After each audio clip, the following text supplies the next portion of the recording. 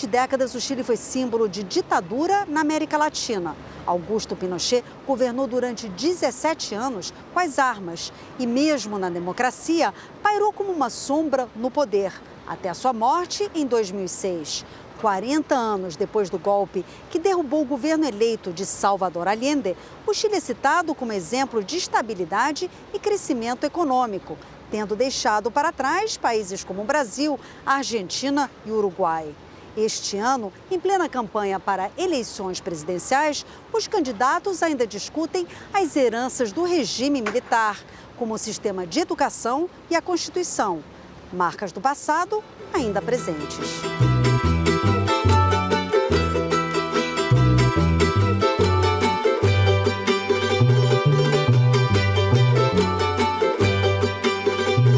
Este é o Chile, belo e inóspito, espremido entre montanhas e mar e tão comprido e estreito que no mapa da América do Sul é quase um traço.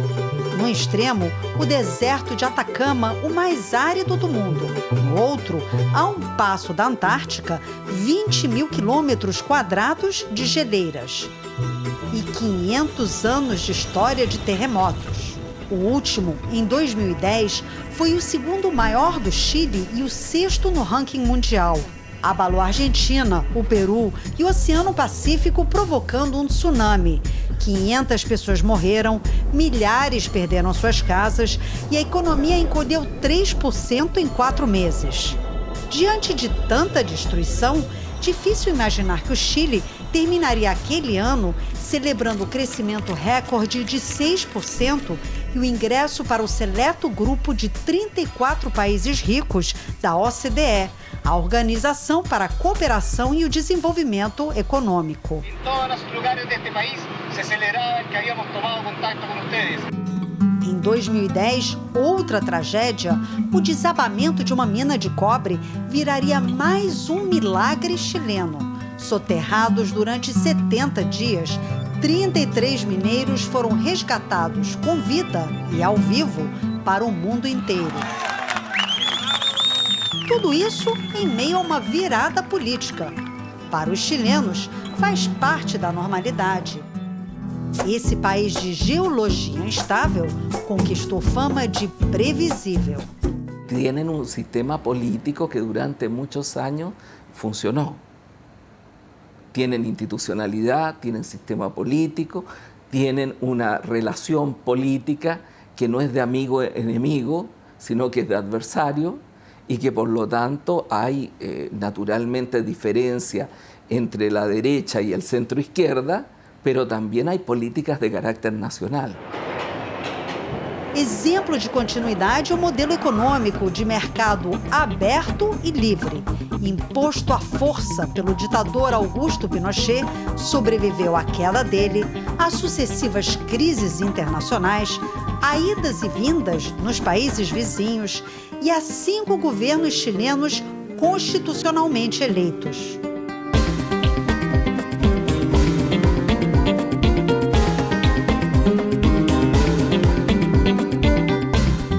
A última troca, em 2010, foi um mês depois do terremoto. Michelle Bachelet saía, encerrando o ciclo de 20 anos de governos da Concertación, a aliança de partidos de centro-esquerda.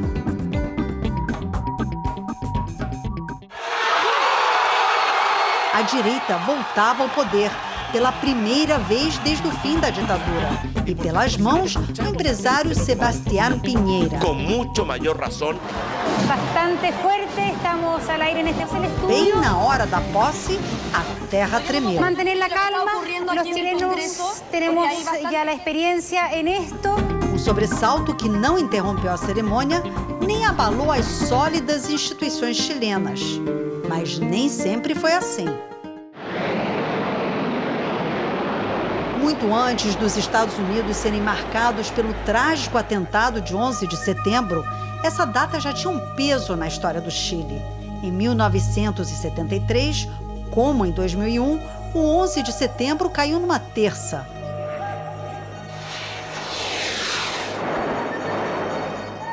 Eram os militares golpistas bombardeando La Moneda.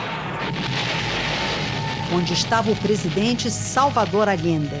O palácio foi destruído, o governo socialista exterminado e, para não se render aos inimigos, Salvador Allende cometeu suicídio. 40 años atrás, el 11 de septiembre de 1973, era un día gris, bastante frío, y de una u otra forma, los que trabajábamos acá sabíamos que algo iba a pasar. Verônica Almada tinha 23 anos e era assessora de Allende. Estava no palácio até minutos antes do bombardeio, com as 2 filhas do presidente e mais 3 mulheres. El presidente se dirigió 2 veces al país, en que pedía de que realmente él dijo que él no se iba a rendir, de que él hasta ese momento se quedaba en la moneda. Fueron muchas las ofertas que tuvo el presidente para que abandonara el país. Se le ofreció incluso un avión para que él dejara Chile. La historia dice de que el presidente tenía muy claro de que él no iba a dejar su puesto en la moneda y que él iba a gobernar hasta el último minuto y de que la moneda no lo iban a sacar. Yo estoy aquí, en el Palacio de Gobierno, y me quedaré aquí defendiendo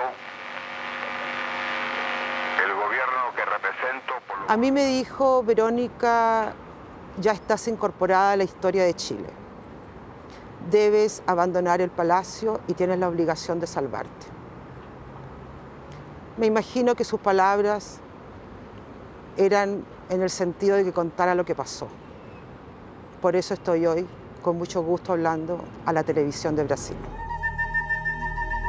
Hoje, pode-se dizer que foi um golpe anunciado. A primeira tentativa, meses antes, em junho de 73, foi registrada pelo cinegrafista argentino Leonardo Heinrichsen. Um grupo de militares rebeldes colocou os tanques nas ruas, avançou em direção ao Palácio Presidencial, houve tiros e correria. O cinegrafista ficou enquadrando o rosto do carabineiro armado, sem saber que seria assassinado por ele. A última imagem foi de sua própria morte. A filha, Josefine, tinha 8 anos quando soube que o pai não voltaria da reportagem. A la vuelta de mi clase de danzas, me acuerdo que estaba en la casa de mi abuela y me sorprendió porque había mucha gente en ronda y estaban todos llorando. Y entonces me dijeron lo que había pasado. Y yo les decía, no, dejen de llorar porque en cualquier momento vuelve. O sea, es un error. Se debe haber ido de viaje y ya va a volver. Y bueno, ellos no lo consideraban así. Y bueno, eso fue como niña de esto de la fantasía y no poder aceptarlo, ¿no? A família entrou com um processo no Chile que dura até hoje. O motim de junho de 73 foi apenas um ensaio. O golpe passou para a história como um dos mais sangrentos da América Latina. Mais de 3.000 pessoas morreram ou desapareceram, muitas delas nos primeiros meses. Um cenário devastador que mudou a cara do Chile. Vítor é testemunha do antes e do depois. Ele se exilou no Chile, fugindo da ditadura no Brasil. Chegou em 1971. Eram os primeiros dos 1000 dias de governo da Unidade Popular de Allende. O país estava em festa. E nós, pela primeira vez, começamos a nos sentir latino-americanos. Que até então era brasileiro, era argentino, mas lá tinha uruguaios, argentinos, todo mundo participando ou fugindo. As ditaduras foram sendo instauradas em vários países, né? Então, foi a primeira vez que nós nos sentimos realmente latino-americanos, porque o idioma nosso é diferente, não é o espanhol, todos os outros falam espanhol na América do Sul, mas fomos recebidos enquanto tal, né? Enquanto latino-americanos. O Chile era um laboratório de ideias. país pobre e isolado, mas com tradição democrática, elegia o primeiro presidente marxista da América Latina e tentava fazer uma revolução socialista sem armas popular, democrático, nacional, revolucionário e com tudo a que tinha direito. Reforma agrária e estatização das minas de cobre, a maior fonte de riqueza do país até hoje. Aumento de salário mínimo e preços congelados. A economia cresceu 9% em 71. Naquele mesmo ano, o poeta Pablo Neruda, militante comunista e amigo de Allende, recebeu o Prêmio Nobel de Literatura. O país em si passava por uma fase de redistribuição de renda muito grande. O salário mínimo aumentou, se distribuía muito renda, então o pessoal consumia muito. Algo semelhante ao que nós temos hoje no Brasil.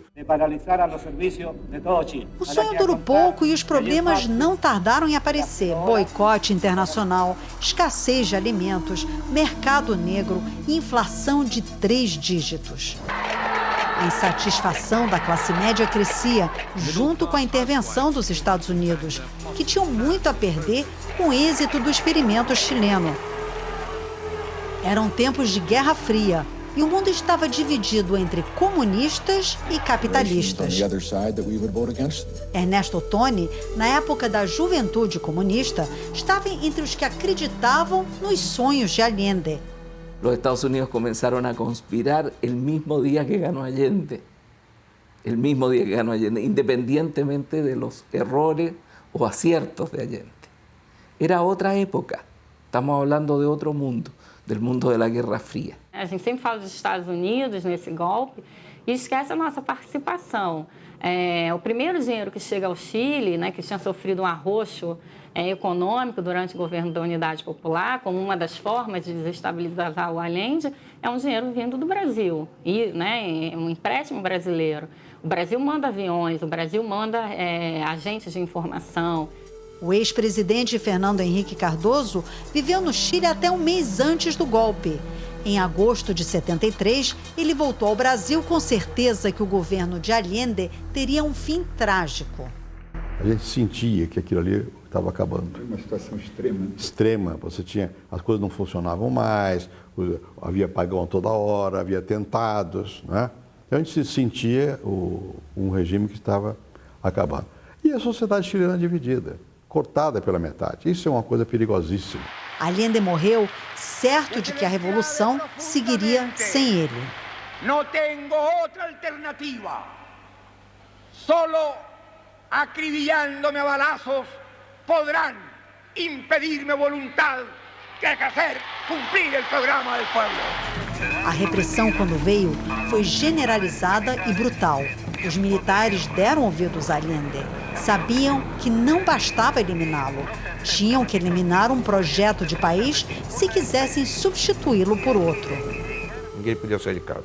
E depois, tinha que se virar com a comida que tinha. Só quem andava na rua era ou gente fugindo, que era logo metralhado, ou militares. Mesmo esses militares, para evitar que outros militares, alguém se vestisse de militar, todo dia eles andavam, eles recebiam outra cor de lenço para usar, né? Então, para evitar que alguém chegasse e se vestisse de militar e saísse pela rua para organizar a resistência. Os chilenos ainda não terminaram de contar as vítimas da ditadura. 40 mil presos, torturados, mortos e desaparecidos, segundo a última das 4 comissões da verdade. Muito mais que isso, segundo os organismos de direitos humanos. Foi o preço imposto por Pinochet para fazer o chamado milagre chileno. Yo pienso que en esos años no se podría haber hecho sin un régimen autoritario, porque la ideología, digamos, ¿verdad?, que había entre los intelectuales, ¿verdad?, sobre el tipo de economía que genera crecimiento, era una economía del tipo que nosotros teníamos, con un alto grado de intervención, bastante cerrada, el comercio internacional, qué sé yo. Entonces, en democracia y sin un régimen autoritario probablemente no se podría haber hecho. O Chile deu uma guinada abrupta, da esquerda para a direita. Estatais foram privatizadas, funcionários públicos demitidos. A indústria nacional emergente fechou suas portas. A economia fechada escancarou as suas. A inflação demorou a baixar. Em tempos de democracia, partidos políticos e sindicatos teriam se rebelado contra essa transformação dolorosa imposta sem anestesia. Por isso mesmo, foram massacrados pelo regime militar.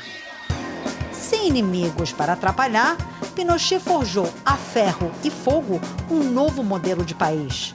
Um modelo que, contrariando as previsões de Allende, foi corrigido e aperfeiçoado, mas mantido na democracia. Usted tiene que aprender que, y en eso en América Latina desgraciadamente no lo hemos aprendido, el país no nace conmigo. Cuando yo soy presidente y creo que yo voy a construir la Pacha y que todo lo que hicieron los restos está malo, fundamos la nueva Pacha, eso no existe. Cuando usted asume, asume con lo bueno y con lo malo, con las virtudes, con los defectos, con los errores y con los aciertos. Solicitan los reporteros gráficos y camarógrafos. ¿Qué hicimos nosotros cuando tomamos el gobierno en el año 90? Las cosas que estaban malas teníamos que cambiar. Y hay algunas que todavía la derecha no nos ha dado los votos. Porque se pensaba que había unas cosas. Para Ernesto Toni, o Chile enriqueceu na democracia que investiu em programas sociais. Cuando volvió la democracia a Chile, Chile tenía un per cápita de alrededor de menos de $5.000. Hoy día Chile está a la cabeza de América Latina con un per cápita de alrededor de $20.000. Es decir, en muy pocos años más, Chile va a estar en el umbral del desarrollo. Y es posible que sea el primer país que llegue a un umbral del desarrollo de acuerdo a su ingreso per cápita, que es una medida que hay que revisarla, etcétera, y otros elementos. Ahora, durante estos mismos años, durante este periodo, la pobreza descendió en Chile desde alrededor del 40% al 11,5%. Todos concordam que o Chile é outro, exemplo de país que deu certo no mundo globalizado. Estamos em Sanhattan, a Manhattan de Santiago, um centro financeiro com torres de vidro imunes a terremotos geológicos e financeiros. Dependentes da exportação de cobre e de outros produtos primários, os chilenos agiram com cautela. Poupam em tempos de vacas gordas para sobreviver em tempos de vacas magras. Tenemos una política fiscal que implica ahorrar en periodos en que, por ejemplo, el precio del cobre está elevado y usar esos recursos en periodos donde la economía chilena está enfrentando una situación compleja, por ejemplo, con precios del cobre baja. A la larga, es una política muy responsable que ha implicado que en la práctica Chile não tenha deuda pública. Este país pequeno, comparado com alguns de seus vizinhos, expandiu-se pelo continente. A companhia aérea LAN Chile comprou a brasileira TAM. Hipermercados e mercados como Falabella, Jumbo e Easy estão na Argentina, no Peru e na Colômbia.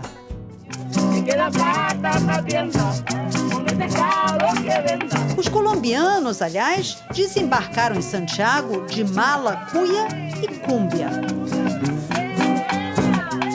Junto com imigrantes bolivianos, peruanos e haitianos, todos atraídos pela riqueza chilena e as oportunidades de emprego. Ao menos hay trabajo y la comida me parece barata también y hay de todo. Lo que uno extraña es la tierra de uno, donde está y todo eso, pero poco a poco se va acostumbrando uno. Sobrou pouco dos tempos do Allende, um mural com seu rosto na beira do rio Mapocho, onde os militares despejaram os corpos dos que simpatizavam com o presidente. E a própria imagem do maior desafio no Chile, o combate à desigualdade social. Daqui a pouco, 40 anos depois do golpe, o Chile ainda é assombrado pelo passado. Os crimes cometidos durante a ditadura e uma herança pinochetista que ainda faz milhares de chilenos saírem às ruas. O sistema de educação. O Caminhos da Reportagem volta já.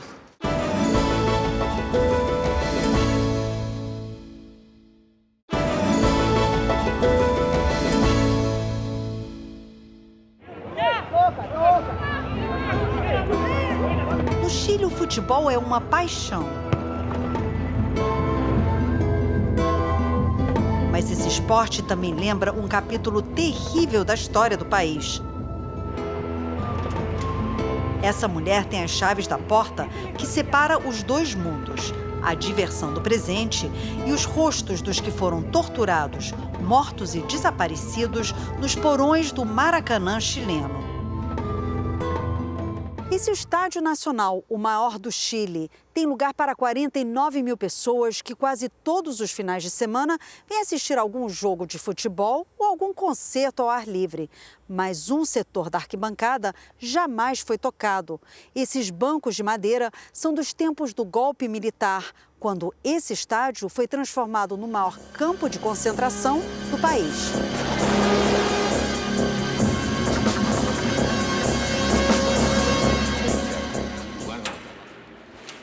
É a primeira vez que Felipe Agüero pisa no estádio desde 1973. 40 anos atrás, ele era um estudante de sociologia, trazido à força e enfiado num vestiário lotado de prisioneiros. Aquí la gente estaba al comienzo todo el día, toda la noche en este recinto y esto estaba repleto. La gente de pie estaba así, ¿no? Entonces no había espaço para mover-se. Quando saiu para as arquibancadas, Felipe sentiu alívio. Podia, enfim, respirar ar fresco. Ele conta que olhou em volta e reconheceu alguns amigos. Não abriu a boca para não dedurar, mas ouvia o alto-falante chamar os nomes dos prisioneiros um a um. Esse era um chamado terrorífico, ¿no? Porque se sabía que los que eran llamados a presentarse frente al disco negro es que iban a ser interrogados. Felipe sobreviveu, virou professor universitário no Chile e nos Estados Unidos. Um dia, reconheceu a voz de seu torturador, que participava da mesma palestra que ele. Não foi fácil juntar coragem e provas para denunciá-lo. Quando recorreu à justiça, já era tarde. Mas Felipe acha que a busca deve continuar. Creo que hay que seguir porque hay muchos desaparecidos que no se sabe todavía su paradero, ¿no? Un número grande de desaparecidos de los que nunca más se supo nada. A ditadura, ela continua existindo enquanto não tivermos respostas, né, adequadas para as famílias das vítimas, dos desaparecidos, dos presos e dos torturados. Ninguém é um ex-torturado. A tortura continua existindo nas pessoas. Particularmente é muito dura as famílias, os filhos dos desaparecidos. Aonde estão as pessoas? Para onde elas foram levadas? Aonde estão esses corpos? O desaparecimento dessas pessoas continua fazendo com que a sua presença seja permanente. Algumas pistas estão camufladas nessa pequena rua de Santiago, como o nome de Alfonso René Chanfrot, gravado num paralelepípedo em frente a Londres 38. A viúva dele, Erika Hennings, nos mostra a dura realidade. O casal foi trancafiado e torturado nesse prédio, uma memória que ela reconstrói passo a passo. Aquí empieza la represión sistemática dirigida a los partidos políticos, a los movimientos políticos. Antes, inmediatamente después del golpe, hasta diciembre, marzo, la represión era generalizada en las fábricas, a los trabajadores, y después fue dirigida a anular, aniquilar los partidos políticos. E começaram com el MIR. O marido de Erika era do MIR, Movimento de Esquerda Revolucionária. Ele foi levado a outro campo de concentração, mas antes da partida, pôde despedir-se dela. Pudimos falar, sem vernos, pero pudimos tocar-nos e nos hicimos algumas promessas. Me recuerdo quando te conheci na Casa del Terror. Ele tinha nacionalidade francesa e pediu a ela que fosse a Paris. Ela foi como exilada e sem vontade de falar francês.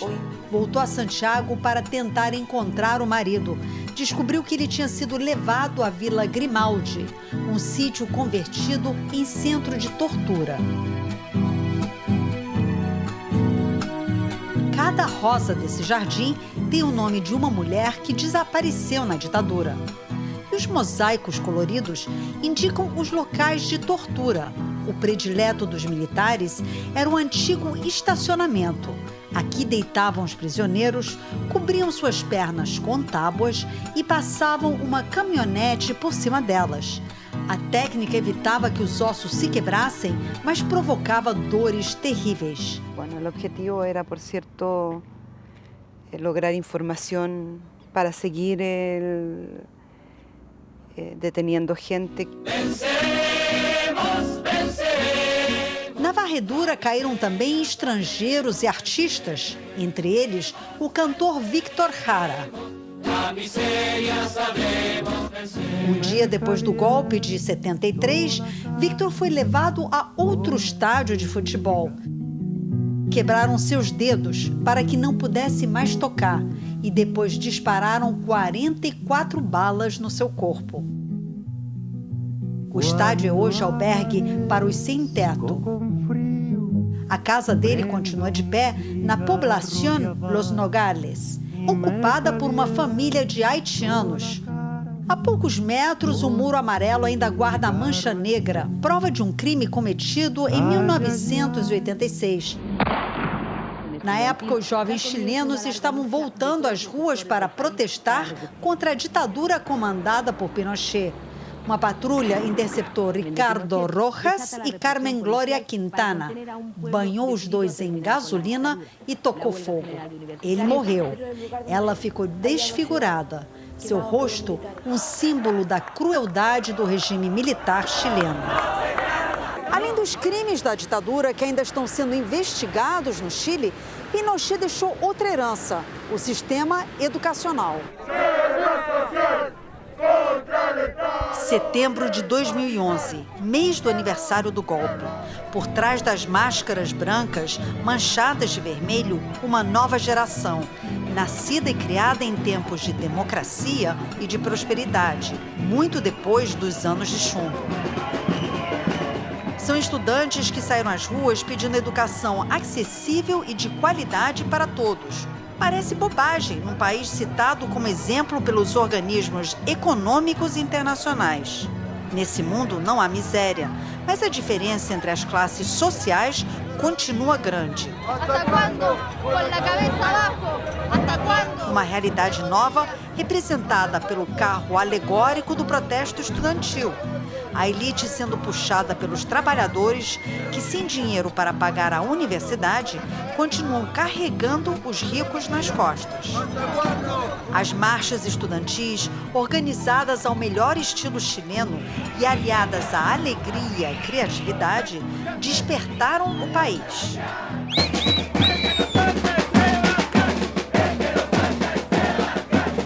Até a figura de Salvador Allende apareceu no balcão para saudar as massas. A rebelião começou timidamente em 2006. Era o governo de Michelle Bachelet, vítima da ditadura, primeira mulher no comando e última na linhagem de 20 anos de governos de centro-esquerda. Como no Brasil de 2013, o estopim foi o preço do transporte público. Essa causa levou a outra. O Chile investe 25% do orçamento em educação, mas, segundo os estudantes, a má distribuição de recursos aumenta a barreira entre ricos e pobres. Eles pedem que o governo gaste mais no ensino público e gratuito e menos nos subsídios às instituições privadas. Aqui em Chile há 3 tipos de colegios, que estão os municipais, que são públicos e gratuitos. Están los privados completamente, que son como el 8% de la matrícula, y los particulares subvencionados, que son privados, pero que el Estado aporta y son un poco más baratos que los públicos, pero tienen un poco mejor calidad. 70% de los colegios que reciben subvención del Estado lucran.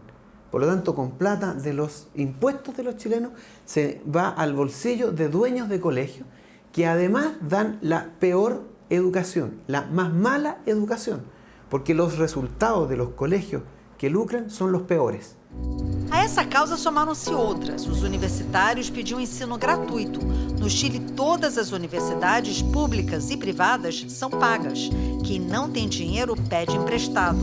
Cristóbal sabia que queria ser assistente social. O irmão menor fez 2 anos de uma carreira antes de mudar para outra. Ambos estão endividados até o pescoço. Pagam cada um R$10.000 ao ano. Os pais têm empregos instáveis, vivem das comissões de seguros de saúde que vendem. Por ironia do destino, no Chile as novas universidades brotaram na rua do exército.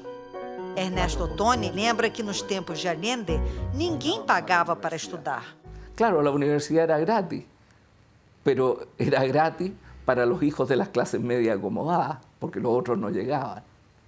Hoy día la universidad se paga, pero hoy día a la universidad llegan sectores enormes de clase media baja, incluso sectores populares. Yo te dije que en el año 2000 Chile estaba en esa situación. Estábamos haciendo la reforma de la salud, estábamos haciendo un conjunto de reconstrucciones democráticas que había que generar en el país.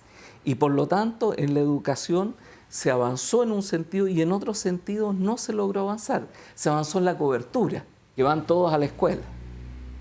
En Chile existe cobertura primaria y secundaria universal. E a universitária tem nível europeu. Christian Garcia tem 25 anos e estuda psicologia. Filho de um segurança da Embaixada Americana, faz parte dessa geração que saiu da classe C para a classe B. É o primeiro da família que faz faculdade e que tem consciência das falhas do sistema. Acá 1 millón de personas en Chile se educa en la educación superior, pero 500.000 personas desertan de la educación.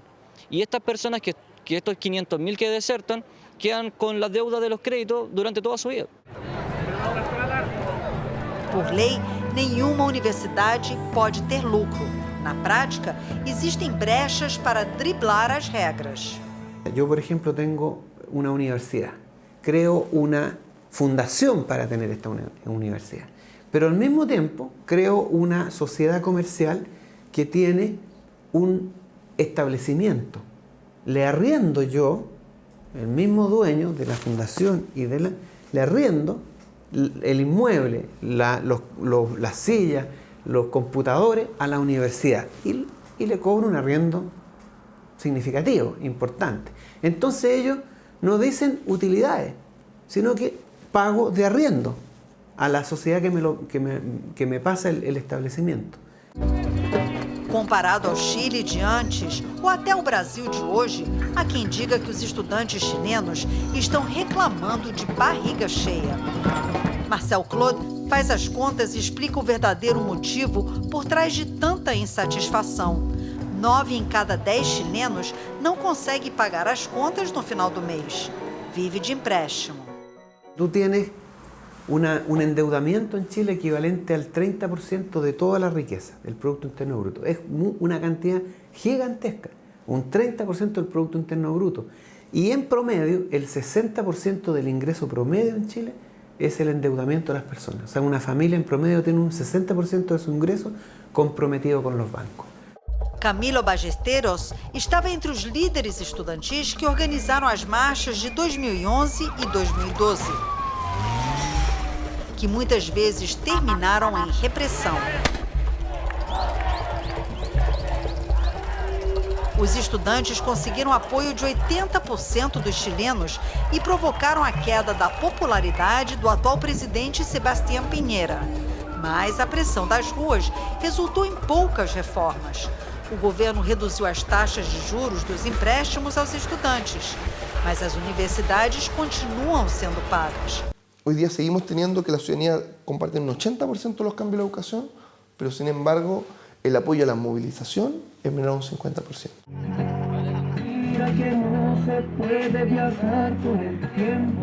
Esses jovens que ocupam a Universidade do Chile são hoje uma minoria.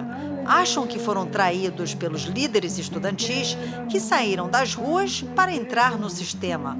As pesquisas de opinião indicam que os chilenos perderam a confiança nos políticos.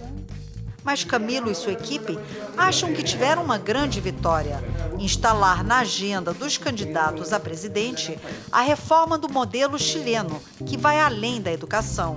Inclui também uma reforma tributária e a nacionalização de recursos naturais. Eso yo creo que fue la gran victoria.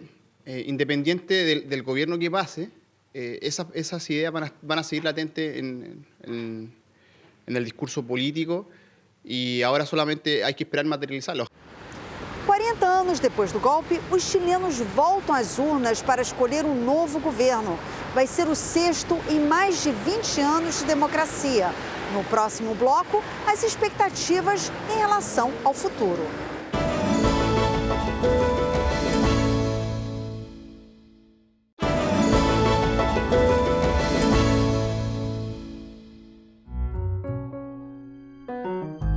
As eleições presidenciais desse ano são históricas em mais de um sentido.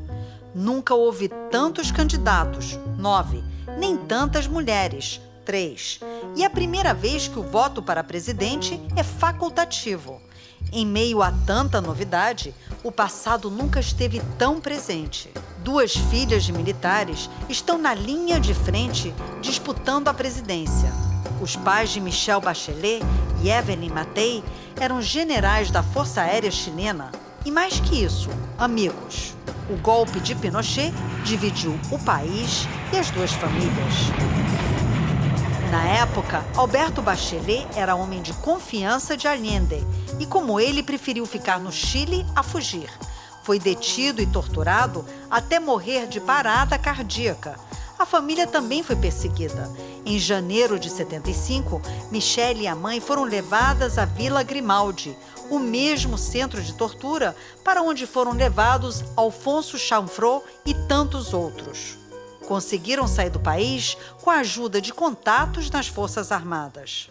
Fernando Matei estava em Londres durante o golpe e a morte de seu amigo Alberto Bachelet. Voltou em 76 para assumir o Ministério da Saúde. 2 anos depois, foi promovido a membro da junta militar que governou o país até o retorno da democracia em 1990. As filhas continuaram o caminho traçado pelos pais. Em 1988, Pinochet convocou um plebiscito nacional pedindo aos chilenos que votassem pela sua permanência na presidência por mais 8 anos. Não! Não! Não, Pinochet!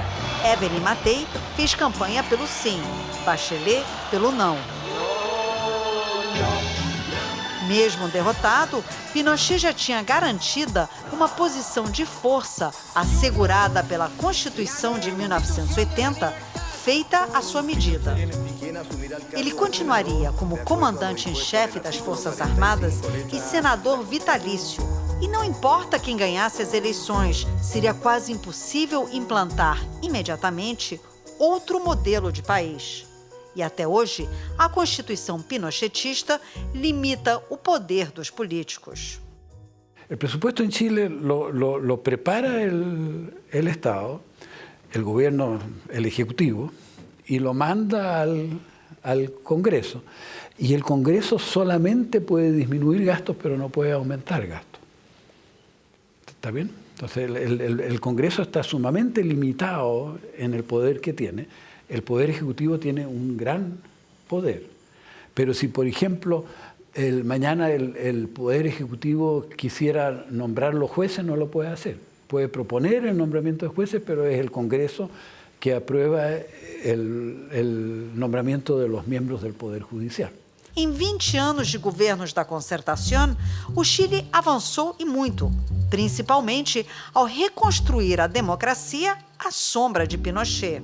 Fíjate que cuando llega al gobierno Ricardo Lagos, que llega en la mitad de ese periodo, vale decir en el año 2000, todavía en Chile no existía pena de muerte, no existía ley de divorcio, No existía ley de censura cinematográfica, existía ley de censura de prensa. Los comandantes en jefe del ejército no podían ser removidos por el presidente de la República. Existían senadores designados por las Fuerzas Armadas y a través de distintas formas. Es decir, todavía era una democracia muy incompleta. Todavía después de 10 años, porque fue un proceso lento. A retomada gradual da democracia no Chile era vista até recentemente como uma virtude, uma garantia de estabilidade num continente acostumado a sobressaltos. Não é mais assim. Nosotros, quienes habíamos sufrido la dictadura, teníamos miedo de ese pasado terrible. Y por lo tanto éramos prudentes, gradualistas, avanzamos de a poco. Y eso es lo que nos critican los estudiantes hoy día. ¿Por qué avanzaban de a poco? Avanzábamos de a poco porque teníamos miedo. No queríamos volver a una situación de ruptura social en la cual nuevamente saliéramos al exilio y se produjera todo eso.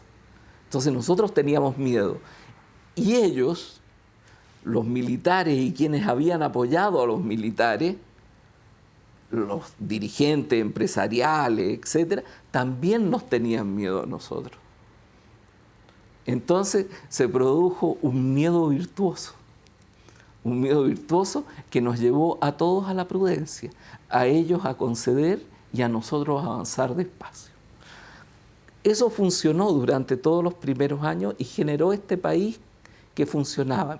Medo que só acaba em 1998, quando Pinochet é detido em Londres, a pedido do juiz espanhol Baltasar Garzón, que queria extraditá-lo e julgá-lo por crimes contra a humanidade. Pinochet acabou voltando ao Chile em 2000. O governo britânico alegou que, por motivos de saúde, ele não estava em condições de responder a um processo. Acusado por crimes contra os direitos humanos e também por corrupção, ele morreu em 2006, aos 91 anos, sem ter sido julgado. No Chile moderno, Pinochet continua vivo. Trabajé con él en La Moneda un tiempo. O general da reserva Luis Cortés Villa insiste que o bombardeio de La Moneda não foi um golpe, foi um pronunciamento militar. Por eso es que para nosotros el país estaba tan dividido, había tal grado de odiosidad, que creo que fue oportuno el momento de asumir el mando de la nación y nosotros decimos, nos pronunciamos. Se pronunciaron las Fuerzas Armadas y Carabineros de Chile para lograr la reconstrucción nacional. Até pouco tempo atrás, Villa era diretor da Fundação Presidente Pinochet. Para preservar los valores y los principios del gobierno militar y dar a conocer la figura, la persona del presidente Augusto Pinochet Ugarte a las nuevas generaciones. El primero que aparece es Pinochet. Como advogado e professor universitário, Rodrigo Duriaga Delgado, que promove a obra de Pinochet pelo Facebook e disputa com a página da Fundação Salvador Allende o número de curtidas.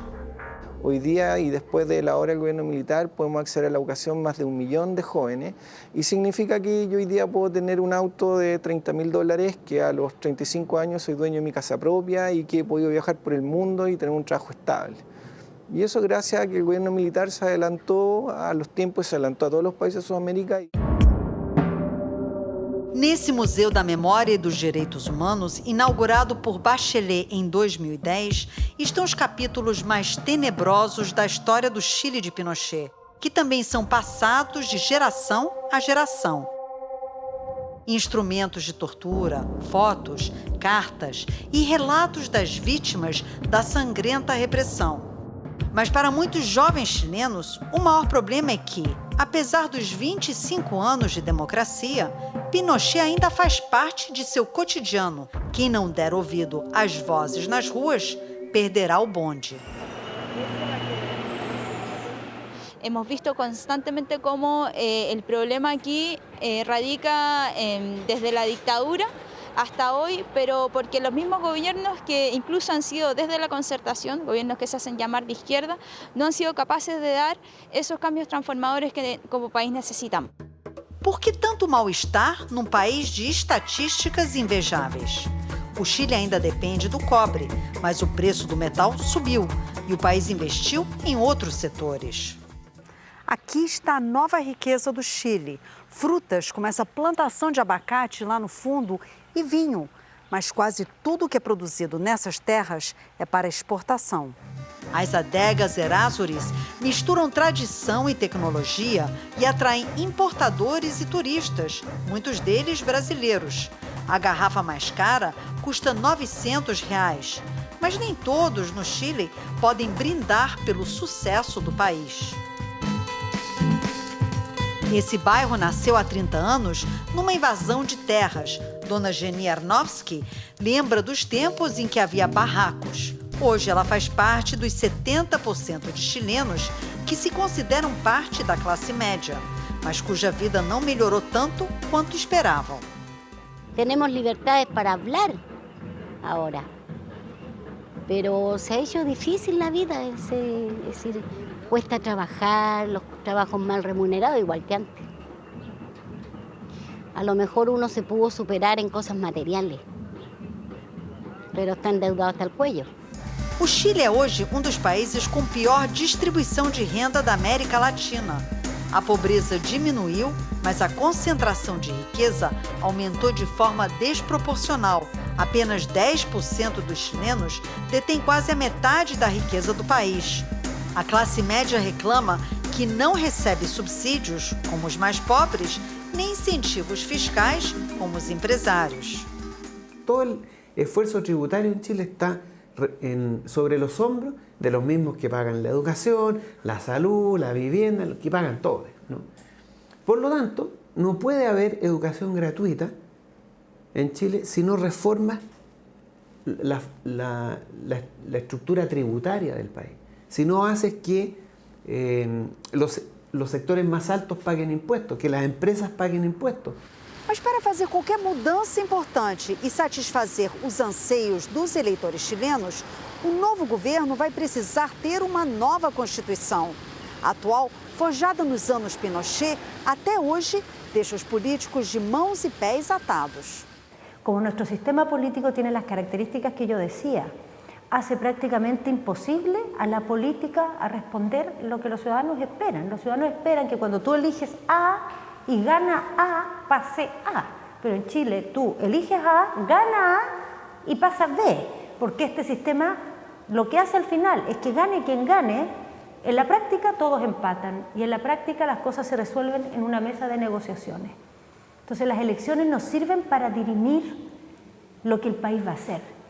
Las elecciones sirven para elegir quiénes son las personas que se van a sentar a la mesa, pero al final todo se va a resolver en una mesa de negociación.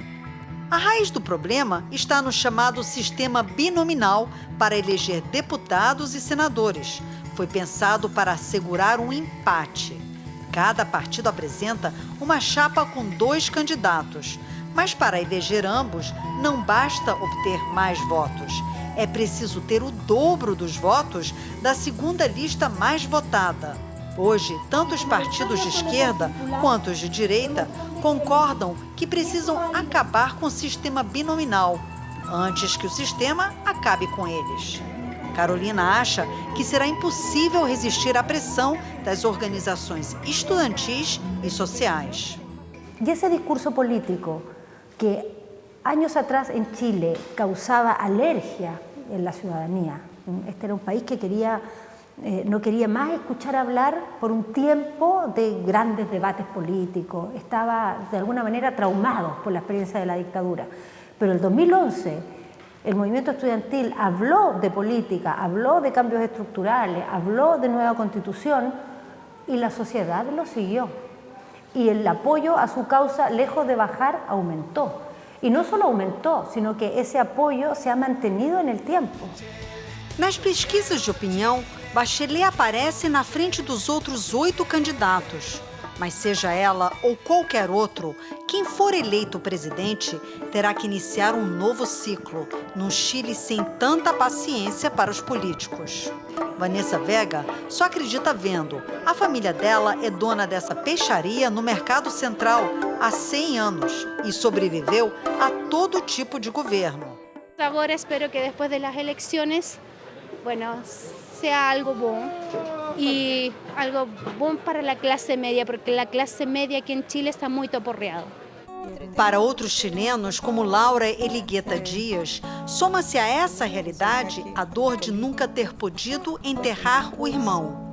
Luiz foi sequestrado com a mulher na Argentina, vítimas da Operação Condor, uma aliança de ditadores da América Latina para perseguir e matar opositores, além de suas próprias fronteiras.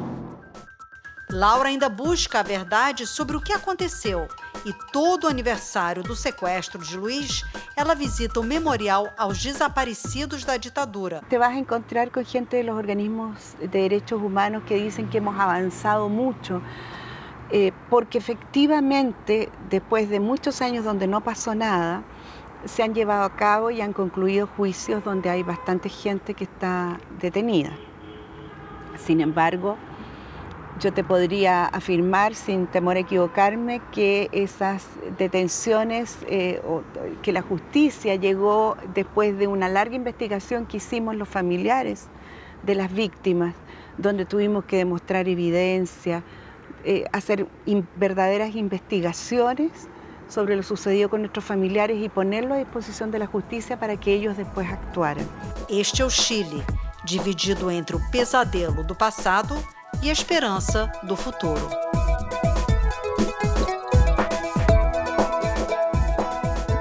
Que vuelvan a ribereños, el que consuma mi sueño. Que vuelvan a ribereños, el que consuma mi sueño. Que nos vamos a pensar.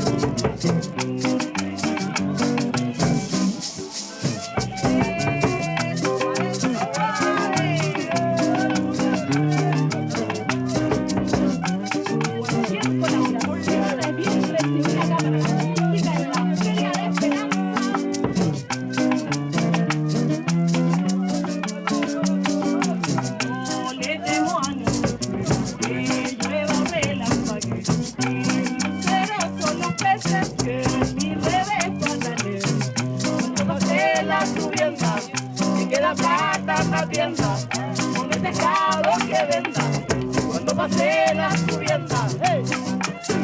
Muy bien.